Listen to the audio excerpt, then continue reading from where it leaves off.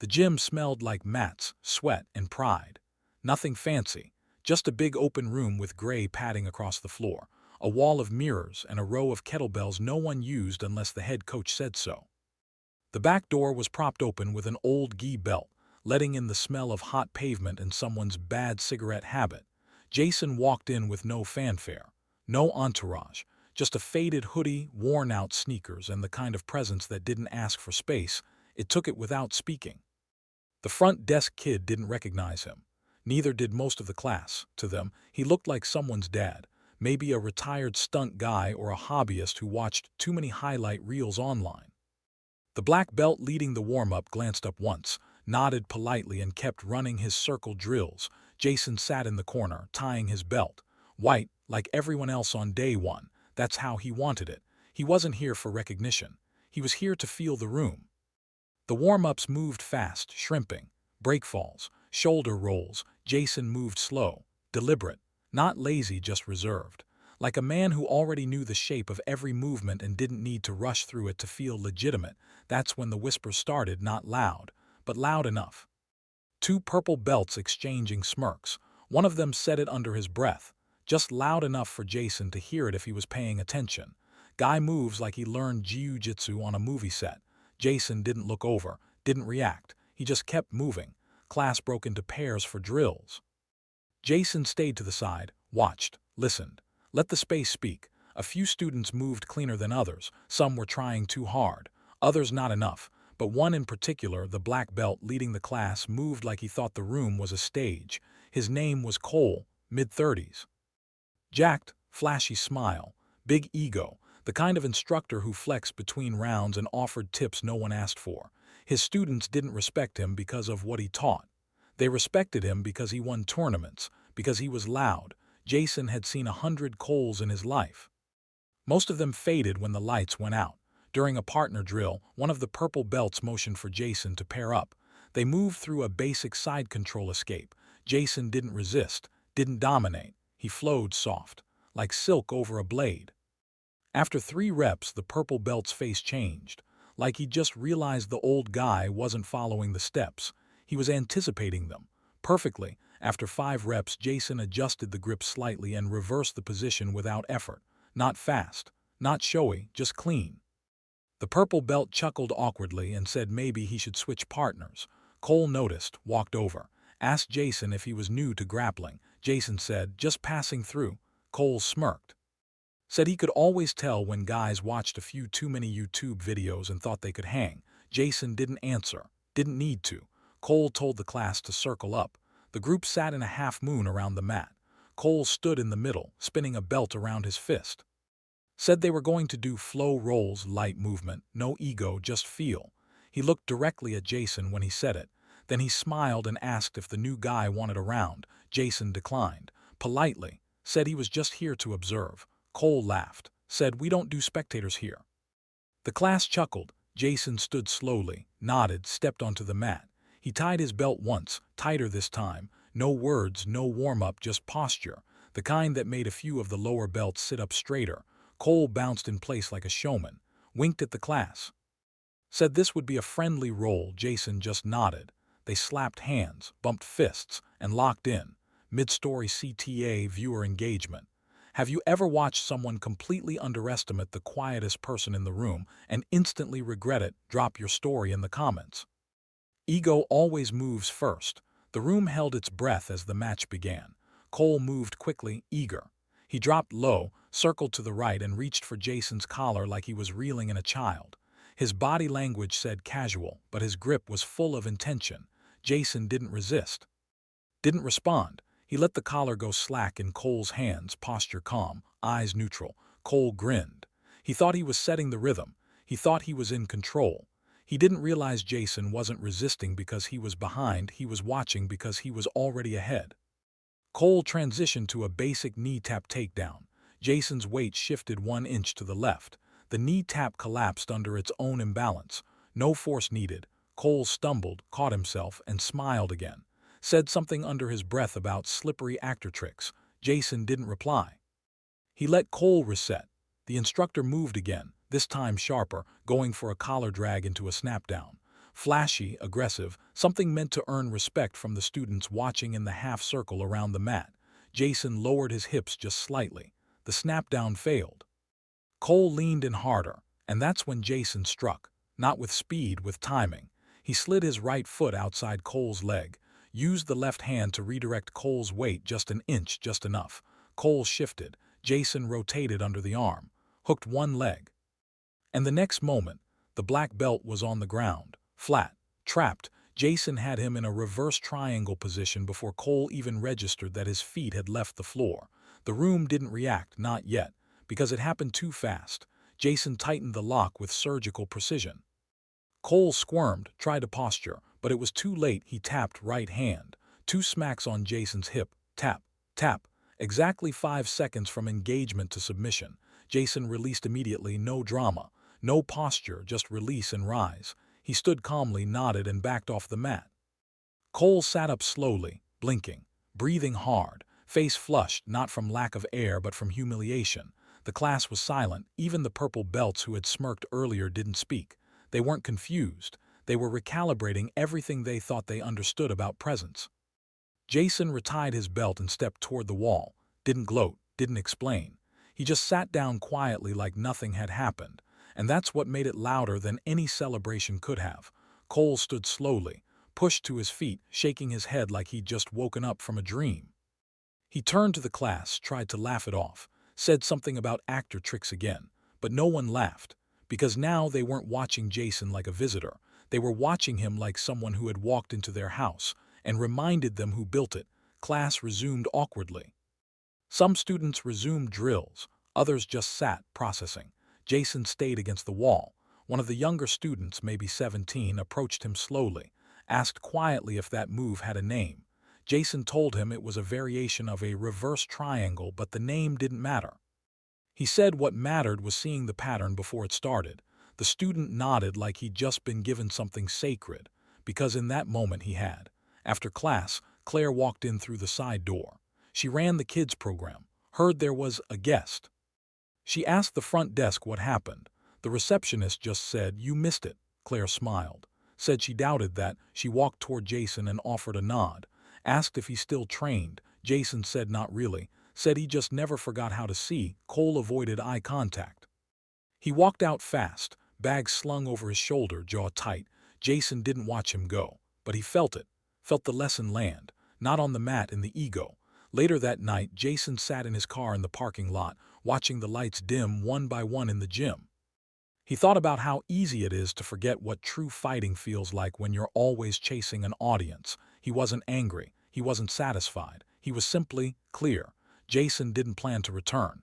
He wasn't there for validation, wasn't looking to prove anything. But something about the silence in that gym stuck with him. Not the silence after the tap, but the kind that followed him out the door. That silence had a weight. It meant something had shifted, not in the mat, but in the culture. So 2 days later, Jason drove back. Same hoodie, same calm, same slow, watchful walk across the parking lot. Only this time they were waiting. The receptionist stood when he came in, didn't say anything, just nodded. Jason gave a small nod back and walked in. The mats were quiet. No drills, no warm-ups, just Cole standing in the center of the room. Alone. The belt around his waist wasn't tied tight. It hung a little looser than usual, like it had something to say but didn't know how. Jason didn't speak. He let the space fill in the words. Cole finally looked up and said he wanted to talk. Jason nodded once. They walked into the back office, a room usually reserved for belt promotions and uncomfortable parent meetings. Today, it held something else, truth. Cole said he'd watched the footage, said he'd replayed that 5-second roll at least a dozen times. He admitted he'd never felt that helpless in motion before, like every angle he'd relied on was a trap waiting to close around him. He said it wasn't just the submission that got him. It was how Jason didn't change expression once, no aggression, no judgment, just calm. Jason said nothing. Let him sit with it. Cole eventually said he wanted to start over, not as a black belt, as a student. Jason didn't laugh, didn't agree right away either. He asked one question. Why now? Cole said because winning had become his identity, and losing like that felt like freedom. Jason stood, told him to tie his belt properly, then meet him on the mat. That afternoon they rolled again. No audience, No cameras, just two men, one rebuilding, one revealing. Jason didn't tap him this time. He let Cole work, corrected only through movement, redirected with subtle shifts. After 20 minutes, Cole sat back, sweating harder than he had in years. He said it felt like learning to breathe again. Jason nodded, said most people don't realize how much of their style is built on fear until it collapses in silence. Cole asked if Jason would come once a week. Just to guide. Jason said he would on one condition. The first lesson each class would not involve movement, only stillness. Word spread fast, not about the tap, not about the submission, but about the return. People said something had changed at the gym. Fewer bragging matches, fewer fake bows. And when Cole spoke now, he didn't speak to impress. He spoke to clarify. He started using a phrase Jason had once told him. Don't prove the position, feel the intention. A week later, one of the younger students approached Jason after a session, asked him how long it took to move like that. Jason looked around the room, saw Cole retying someone's belt without saying a word, saw two new students practicing sweeps slowly, deliberately. Jason looked back at the kid, said it wasn't about how long, it was about how honestly. Have you ever watched someone drop their ego and come back, not for revenge, but to rebuild? Drop your story in the comments. Sometimes the real fight starts after the first loss. It was supposed to be a quiet Thursday, light class, mostly new students, a few white belts running positional drills in the back while Cole ran the warm-up. Jason was leaning against the wall, watching, not instructing, just observing. Then the door opened, and the mood shifted. The man who walked in didn't smile, didn't check in. He scanned the room, locked eyes with Cole, and nodded once like they had unfinished business. Because they did. His name was Vince Delgado, a black belt from a neighboring gym. Competes, coaches, wins, but more than that. He remembers everything. And 2 years ago, Cole had beaten him in a tight match at regionals. Close points, controversial ref call. Vince had never let it go. Now he was here, not to visit, to remind. Cole met him at the edge of the mat. Vince was already barefoot, tying his belt like he'd been waiting for this moment. He didn't ask for a roll, he declared one. Said it loud enough for the white belts to pause their drills. Jason watched the exchange from the wall. He didn't move. He needed to know if Cole was still chasing identity or if he was finally centered. Cole didn't hesitate, he accepted. But his posture said everything. No tension in the shoulders, no forced eye contact, no need to perform. He was ready. Not to fight, but to move with clarity. They bowed, slapped hands, bumped fists, and the match began. Vince came in heavy, wrestler pace, pressure passes, driving movement. He was trying to break Cole's breathing before breaking position, but Cole didn't engage emotionally. He dropped into half guard, not to stall, but to feel. Jason's eyes narrowed. He saw it. Cole wasn't reacting, he was responding. Vince tried to flatten him.